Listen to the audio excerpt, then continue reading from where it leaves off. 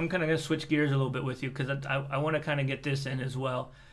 You know, during those years, from a dollar standpoint, what would you say you guys were annually investing in Sam's tennis as he started to play like 14s, going to Kalamazoo, the training, the lessons, the coaching, Yeah, the off-court training.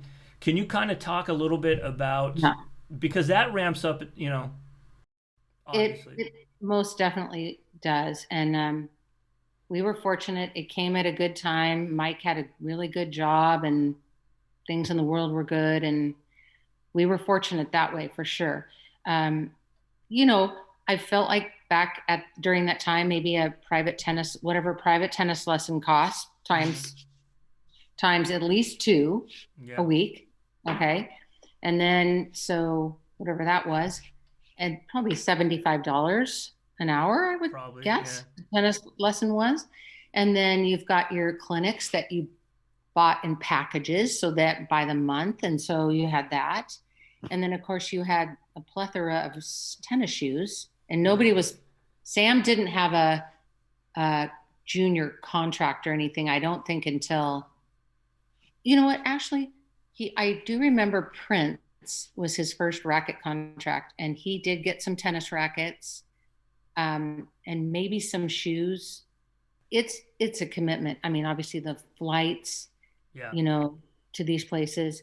And then you've got a coach that you're paying because you, as a coach, now you're walking away from your book of business for the week to take this kid, Right. right? So you have that.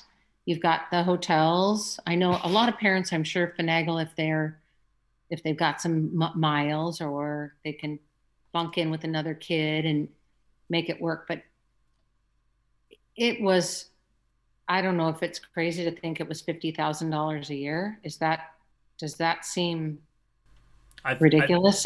I think you're on the low end.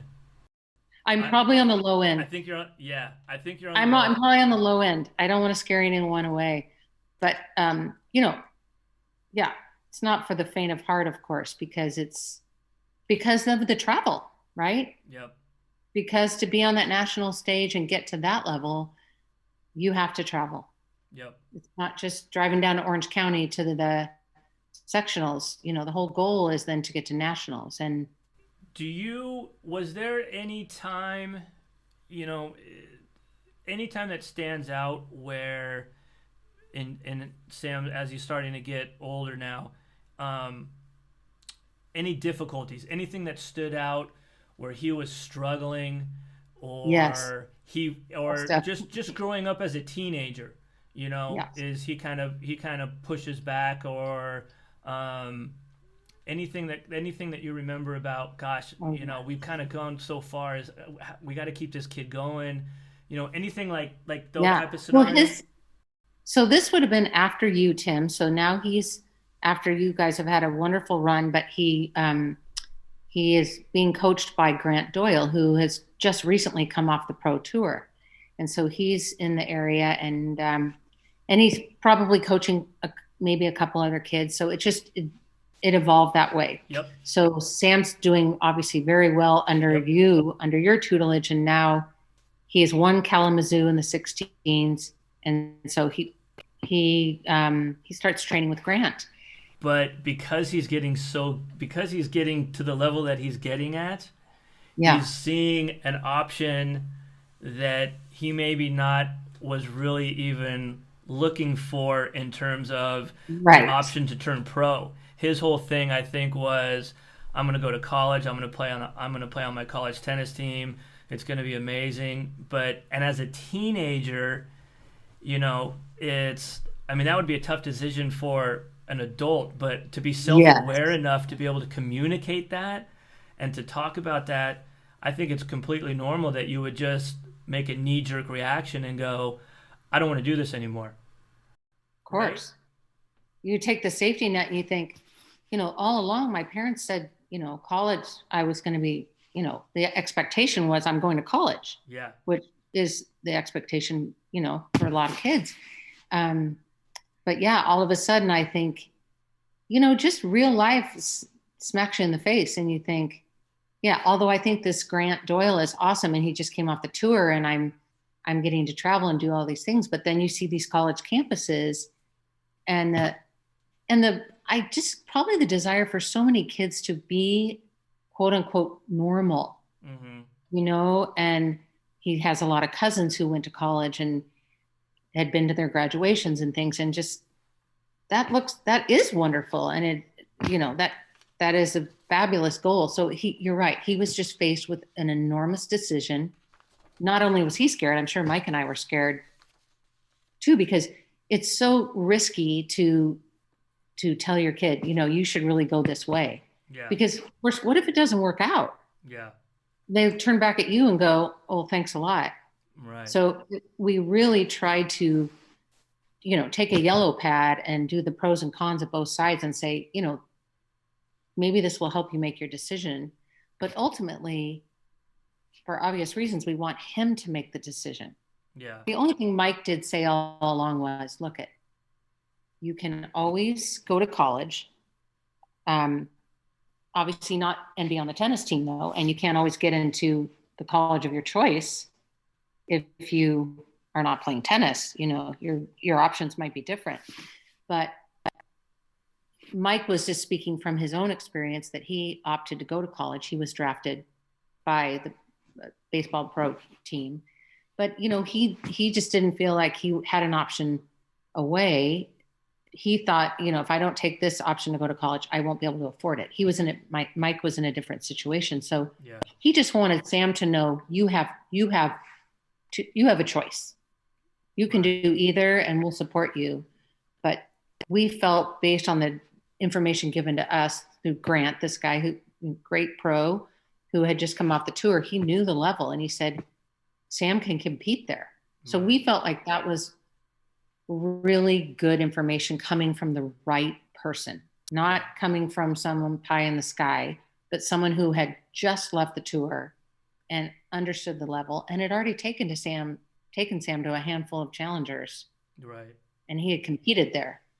Certainly didn't win them or anything right away, but he played the guys who are playing challenger matches who are, great players. Yeah. So Sam wins Kalamazoo in the 16s. I think he Second year, by the way. second First year he loses first or second round. yeah, Yes. like I think maybe second or third round. And Okay. then 18s, I think he goes back to back in the finals, right? Of Kalamazoo. I think loses to Donald Young. Tell me if I'm Yes, wrong. in the finals. Yeah, Yes. yeah. He had the craziest match ever with Jesse Levine. Yes. Yeah. Third Started set outdoors, went tiebreaker. indoors. So much fun. Yeah. And then he plays Donald, and I think it was supposed to be 3 out of 5 sets, Mm-hmm. but the weather did not permit in Kalamazoo, so they played 2 out of 3. Either way, Donald was an exceptional player, and they had a good match, and Donald won. And yeah, that was after his junior year of high school. So, and then if you won that, Right. or you got a wild card, I think Donald probably got a wild card into the U.S. Open. Right. But Sam and Donald got a wild card into the doubles. Right. And into As the U.S. Open juniors, right? So yes, exactly. Sam got That's directed, right. right? And so Yes. so that's kind of what I was so now some of the national results start to give him an opportunity to play the junior slams, right? And so Yes. now it's kind of like Yeah. now you're talking like, but again, Sam hadn't played a whole lot of international stuff up until that point, correct? Like once he kind Literally, of I won, think, yeah, maybe 1 or 2 ITFs at the most yeah, that I recall. right. Yeah, So not many, not many. We just didn't know that route, and it didn't seem necessary because what he was doing was working, and it was college bound, and ITF was seemed like a whole nother level. right, right. But he gets So, into those junior slams, but and no one knows him. right, Nobody really knows him because the other kids are ITF. Yeah, and they've been doing So it. They've been on this. They've been on the ITF grind and kind of, and that was, yes, and so who were some of his peers during that time? Murray, uh, Monfils, maybe. well, Like, no, not Monfils. He did play Andy Murray in the U.S. Open Juniors in the quarterfinals, so I want I to talk think. about that one because that's a Yeah, great story. yeah. Well, so this is so crazy. So he gets into the U.S. Open Slam and The juniors, juniors, right? juniors, yes. And we we all go as a family. So we go. I'm going to say it was 2005, I think. And it rains and it rains and it rains. And so not only is the regular tournament backed up, with the regular the ATP, the big guns, but Yep. these juniors are supposed to start the middle weekend. Yeah. Well, it's just raining and raining, and there's no courts, and there's just not these juniors. What are they going to do? So so now we have to leave because we as a family have been there, and now school's starting for Ellen, and we've got our whole family there. I mean, it's just the biggest event of our lives, right? Right. So we all fly home not having seen one match. So, but I forget that Sam, now there's no room in the hotel because so much time's gone by and I never imagined he'd still be there. So we leave town and Sam calls me the day when I land and he says, "Mom, they are saying I have to check out of the hotel. There's no room for me here." I'm like, that can't be. But of course we just let this slip. So end up talking to the front desk and they say, "Well, honest to goodness, there's like I want to say a broom closet, but it wasn't a broom closet. It was like an executive office that had like a Murphy bed." Right. So they decide, because I'm the parent from California calling, going, what am I going to do? I mean, no other hotels, they're all booked. There's some convention in New York, along with the tennis. Right. So they decide they're going to let him sleep in this conference room with this Murphy bed. He ends up going to the quarterfinals of this tournament and Right. plays Marin Cilic and beats him. And then maybe he beats Marin Cilic. They bus all the kids out to Long Island to an indoor facility. And he wins the first round. He wins the second round, then he third round, and then he gets to the quarterfinals back at Flushing Meadows, and he's going to play Andy Murray. So Mike and I get on a plane. We fly back to New York on the red eye so we can watch Sam play at 12 o'clock or something. And I think he takes Murray, it goes 3 sets or something, I think. Right. Right. So anyway, it was just a crazy thing. But he's calling me and I'm thinking, what am I going to do? This 16-year-old, walking around New York City. I don't even think he had a credit card. I don't know. It's crazy. That's like the best story. It was a great story because I don't think he himself, he just didn't have that experience with ITF, like you're saying, or the expectation. It was all just a kind of a thrill. Yeah. And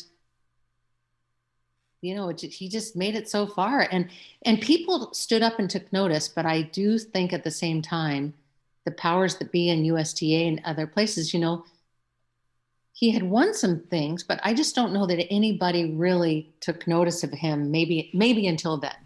Yeah. Yeah. I think. Yeah. I mean, if I kind of recall that a little bit also. It's like that was like I think he played Junior Wimbledon. I think he played, and then by the time he got Yes.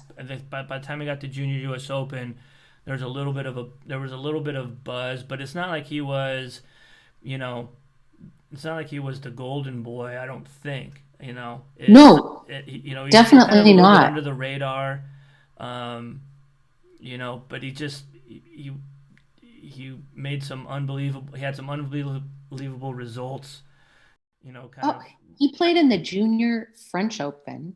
Yeah. Um, his May of 2005. I remember I don't think he played on clay much. I mean, he played in the boys 12s that you took him to in South Carolina. But honestly, we all know in Southern California, it's hard to find a clay court, really. And I remember he played a kid, and I think he beat him 6260, which was so unexpected. I mean, we Yeah. were just in Paris thinking, well, this is grand. Yeah. And he ended up just going out there and being so relaxed, I guess, that he had one of his best results. Yeah. Yeah. And so now it kind of comes to that point where he's got to make that decision to skip school and turn pro. Yeah. And so, um, what is that period like for you guys as a family? Um, and then that first year, I just want to touch on a little bit and kind of talk about that first year of travel. Um, Okay. but For sure. how do you make that decision? Does Sam kind of have a moment where he goes, "This is what I want to do," or do you guys collectively um, go, this is kind of the right play for us? Like, how does that come about? So it is literally May of his senior year of high school. And gosh, so Kalamazoo's all, the summer before he loses to Donald in the final, and now it's his senior year. He's going to high school, but he gets out at 11:45 every day, and he's driving to Carson, and he's training at Carson now. Yeah, But he's still taking, Spanish and chemistry and English or something at high school.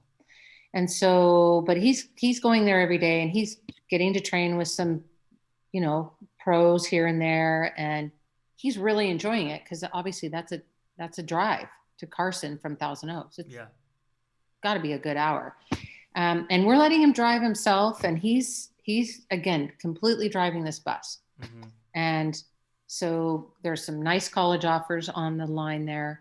But we also say to the college coaches, look at he's teetering on USC, and really has gone there for a visit and wants to do it. But we tell the coach, look, we understand that you have other kids that need to commit.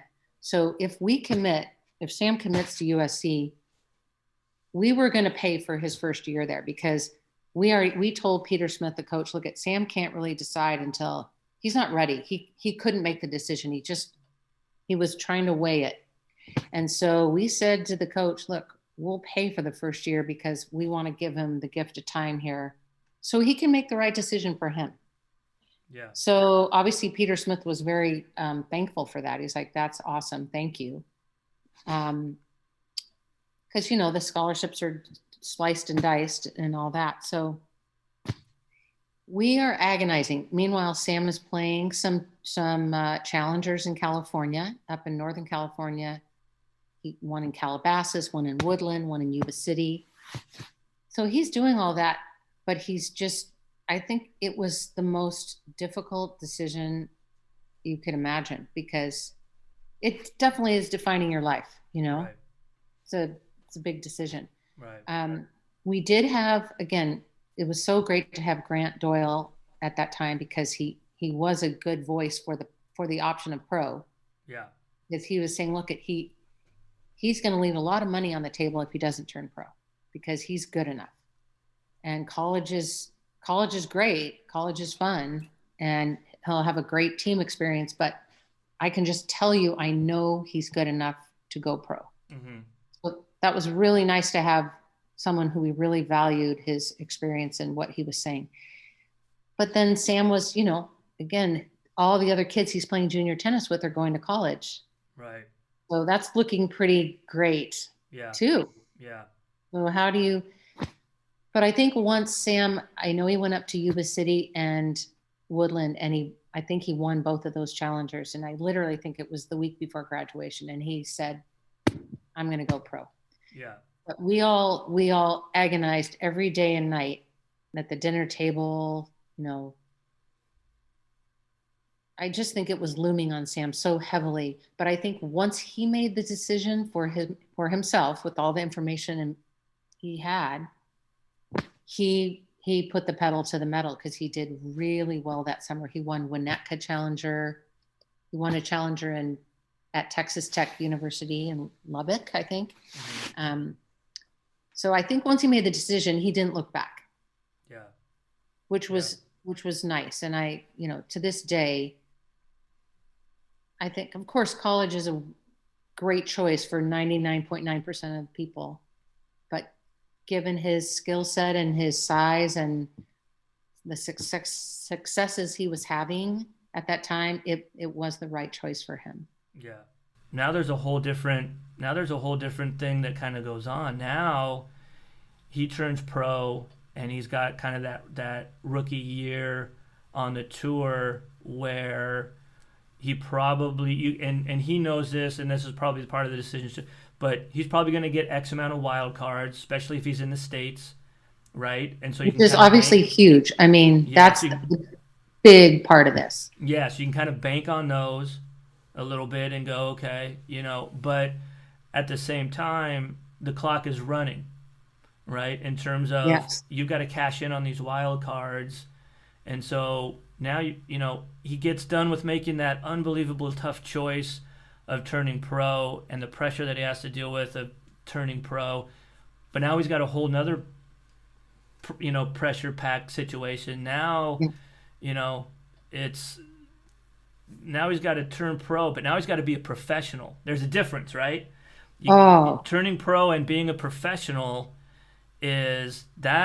that's a whole nother kind of set of circumstances and situations as well for a young 18-year old kid, and so so, and you're right. So now you're on the road, yeah, and now you're not just playing the challengers that are convenient to you, but now you're going to get on the plane and you're going to go to DC in the summer where it's 95 degrees and 95% humidity. yeah, And and you've gotten a wild card because you're in the US, and Sam's agent and agency, I think that was their tournament, so he was able to get a wild card there. So yeah, you're there now, and I just remember I feel like he had sort of a good draw, good first round draw, but you're playing at 2 in the afternoon. You can't even imagine how hot. right, And there's no one in the stands because it's Monday of the tournament. right, and no one And cares. You're and you're you're out you're there and you're not thinking, oh my gosh, is this what I signed up for? right. So talk about just briefly that first trip to Europe because I remember chatting with you kind of back in the day about because this is again he's out there, he's on his own, um, and all his boys are in college, and he's Yeah. talking to his boys, and they're having an amazing time, and they're doing the frat thing and the football games and the girls and on and on and on, and Sam's in Europe for that first kind of swing, and he's away from home for I don't know how many weeks, That's like um, 7 weeks. and Big chunk. how tough was that on Sam Oh, and you guys as parents that first kind of rookie year where he's gone yeah. and he's maybe struggling a little bit, right? Yeah. No worries. You're not worrying about the day to day, did they break curfew or something because they're not at home. Yeah, But there's a lot of phone calls and lonely nights, and I lost first round, but I'm here for the rest of the week because now it's Monday and I lost, and we're not leaving till Saturday to go to the next tournament. So there's a lot of hours to kill. yeah, And you're right, by yourself. His coach is there. And I remember one night he and his coach's wife went for dinner somewhere in Argentina.